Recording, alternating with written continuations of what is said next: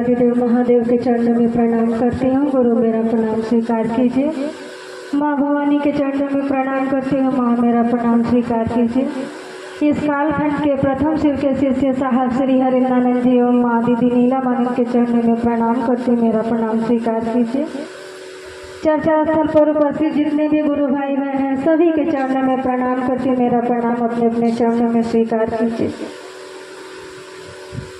देखिए दीदी, अभी हमारी गुरु बहन गुरु भाइयों ने कितनी अच्छा चर्चा दी है, कितने अच्छे से समझाया है कि हम लोग 3 सूत्र करें, ईमानदारी से करें, अपने साहब दीदी की मनसा से करें।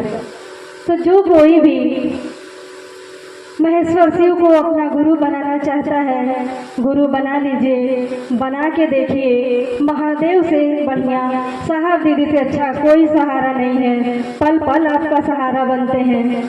दया मांगिए उनसे और शिव को अपना गुरु बनाइए। शिव को गुरु बनाने के लिए हमारे साहब ने हम लोग को 3 सूत्र दिया है। पहले सूत्र में उन्होंने कहा कि मन ही मन अपने गुरु से दया की याचना करो कि हे महादेव, हे शिव, आप मेरे गुरु हैं, मैं आपकी शिष्या हूँ, मुझ पर दया कर दीजिए। और दूसरे सूत्र में उन्होंने कहा कि लोगों को बताइए, समझाइए कि शिव हमारे गुरु हैं, आपके भी हो सकते हैं। क्या लगता है इसमें? मन ही मन सिर्फ सोचना है, मन का ही खेला है। जिस मन में हम तमाम रिश्तों को लेके चलते हैं, उसी मन में एक रिश्ता और बना लीजिए कि महादेव मेरे गुरु हैं। और तीसरे सूत्र में उन्होंने कहा कि अपने गुरु को उन्हीं के पंचाक्षरी मंत्र नमः शिवाय से प्रणाम कीजिए। करके देखिए, जब करिएगा तभी तो जानिएगा। कहीं कोई कह दे कि रसगुल्ला बहुत मीठा है और आपने कभी खाया नहीं है, सिर्फ देखा है उसको, तो आपको कैसे पता चलेगा कि मिठास कैसी होती है? जब तक आप खाएंगे नहीं तब तक उस स्वाद का अनुभव नहीं कर पाएंगे। अभी दीदी ने जो कहा कि गुरु पल पल हमारे साथ रहते हैं, तो ये सचमुच है। जो कोई शिव को अपना गुरु मानता है वो इस बात की अनुभूति जरूर करता है कि गुरु हमारे साथ रहते हैं। घोषणा की बात अभी भैया ने कहा, दीदी ने कहा, ये सच है।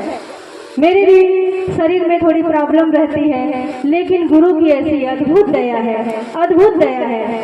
हम कहीं नहीं जाते हैं। अगर कोई हमसे कहे कि मार्केट चले जाओ या कुछ सामान लाने के लिए, अपने घर की जरूरी काम करने के लिए हम नहीं जा सकते, नहीं चल सकते, आराम मोड़ नहीं जा सकते। लेकिन अद्भुत दया महादेव की है कि देखिए कालीगंज ग्राम से हम यहाँ तक आए, वो भी हम बेल्ट नहीं लगाए। मेरी रीढ़ की हड्डी में प्रॉब्लम है, बेल्ट लगाना होता है। घर से यही कह के आते हैं कि हे महादेव दया कीजिए, आप मेरे साथ चलिए। शिव गुरु साहब दीदी आप मेरे साथ चलिए। मैं नहीं जानती कि क्या मैंने किया है, लेकिन आपको गुरु बना के आपका साथ पाया है, ये अधिकार पाया है कि हे महादेव आप कहाँ हैं दुख के क्षणों में, हे महादेव आप कहाँ हैं, मेरी मदद कीजिए। अपना बनाया है तब हम अधिकार से कह सकते हैं कि मेरी मदद कीजिए, दया कीजिए, आप मेरे गुरु हैं। यदि आप दया ना करेंगे तो कौन दया करेगा? कहाँ जाएंगे हम? एक दिन की अनुभूति देखिए, अद्भुत दया है महादेव की। मेरा बेटा पढ़ने के लिए दिल्ली जा रहा था, जो महादेव का ही है। टिकट लिया हुआ था बेटी का, छुट्टी में आया था दीपावली के, रिजर्वेशन नहीं हो पाया, वो गया यहाँ से। देखिए क्या अधिकार और दया। कहा कि मम्मी जा रहे हैं, देखिए सीट मिलता है कि नहीं मिलता है। ट्रेन में दुर्गापुर चढ़ा और फोन किया। हम घर से कहें कि हम नहीं जानते बेटा, इतना लंबा सफर है, गुरु से दया मांग के जाओ। समय तो था नहीं कि टिकट करा सके, चला आया तो गुरु से दया मांग के जाओ, वही कोई रास्ता दिखाएंगे, लंबा सफर है। चला गया। जब दुर्गापुर ट्रेन में चढ़ा तो बोलता है कि मम्मी यहाँ खड़ा होने की जगह नहीं है, क्या करें हम? बगल की सीट पे जो उनसे कहते हैं कि दिन में 2-2:30 बजे कि थोड़ा सा हमको बैठने दीजिए, कोई बैठने नहीं दे रहा है। वो तो निकल गया और हम पूजा करने बैठे, कहते हे महादेव आप तो गुरु हैं हमारे, आपके दया के भरोसे वो रहता है, आपके दया के भरोसे हम भेजे हैं। आप तो जगत जननी माँ जगदम्बा के पति हैं, अर्धनारीश्वर कहते हैं। हे महादेव, क्या किसी के मन को आप इतना नहीं बदल सकते हैं कि वो बच्चे को बैठने की जगह दे दे?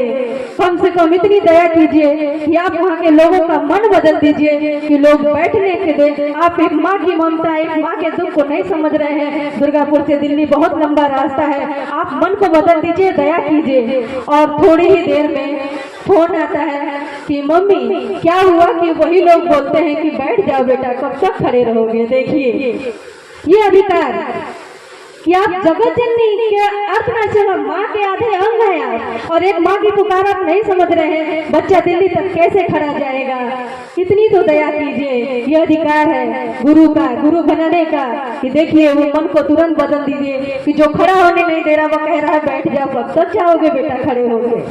तो किसके भरोसे हम बैठे? आज तक हम लोग बाबा बोल के पूजा करते थे, मगर ये अधिकार नहीं था कि उनसे कह सके कि आप क्यों नहीं कर रहे हैं, आप करिए, आपके सहारे हैं हम। अरे सोने की जगह न दीजिए, बैठने की तो दीजिए। कैसे जाएगा बच्चा, कैसे जाएगा? आपको जगह देना होगा, आप मेरे गुरु हैं, दीजिए। और देखिए गुरु कैसे सुनते हैं, और आराम से रात में सोते हुए गया। तो गुरु बना के हमने ये सहारा पाया है। मेरी बदनसीबी है कि हम साहब दीदी को अपनी इन आँखों से शरीर रूप में नहीं देखे हैं, लेकिन जब भी हम साहब को सोचते हैं, देखते हैं, तो एक पिता की तरह, एक भाई की तरह अपने आप को समझाते हुए पाते हैं। एक दिन दुखों का दौर है, दुख सुख जीवन में आते हैं। एक अनुभूति बताए आपको, सोचते रहते हैं कि हे महादेव, इतना दुख मेरे भाग्य में लिखे हैं, पापा तो मेरे अंदर ही है। होता है ना, बच्चों को अपने पिता से बहुत लगाव होता है, किसी किसी बच्चों को माँ से ज्यादा होता है। मेरा लौकिक जीवन में अपने पापा से बहुत लगाव रहा। पापा तो अब इस दुनिया में नहीं रहे। साहब आप मेरे आध्यात्मिक पिता हैं, आप मेरे भाई हैं, बड़े गुरु भाई हैं। मेरे जीवन में इतना दुख क्यों? देखिए साहब क्या चीज है, रात में सपना देखते हैं कि बरखा दीदी है, हम भी वही हैं। तो साहब मेरे सामने वही पीला कुर्ता पहने, टोपी लगाए बैठे हैं, और साहब को देख के डर के मारे हम नमः शिवाय करने लगे। डर के मारे नमः शिवाय करने लगे। साहब कहते हैं कि रे पागल, तुम लोग नमः शिवाय क्यों नहीं करता है? देखिए एक बाप की तरह, एक बड़े गुरु भाई की तरह समझा रहे हैं। शरीर से मिलना जरूरी नहीं है, शरीर से मिल के भी आपका दिल नहीं मिलेगा। दिल से मिल जाइएगा तो सब कुछ हो जाएगा। इन्हीं चंद वाणी के साथ अपनी वाणी को अपने गुरु के चरणों में रखते हुए पुनः सभी को प्रणाम करते, मेरा प्रणाम अपने चरणों में स्वीकार कीजिए।